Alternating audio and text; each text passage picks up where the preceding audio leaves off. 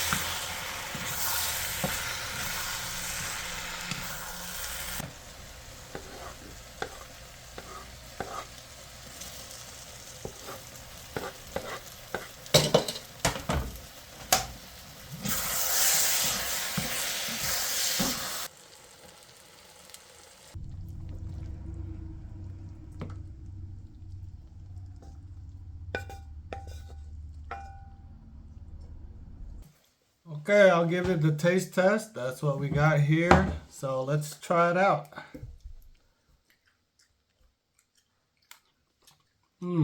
So it is an egg and porcini stir fry. You can taste the egg, you can taste the black pepper, but most importantly, you can taste the texture of the Spring King. You don't want to overcook it, makes it too mushy, so that's why she blanched it. But you can tell it's not overcooked. Overall, very delicious.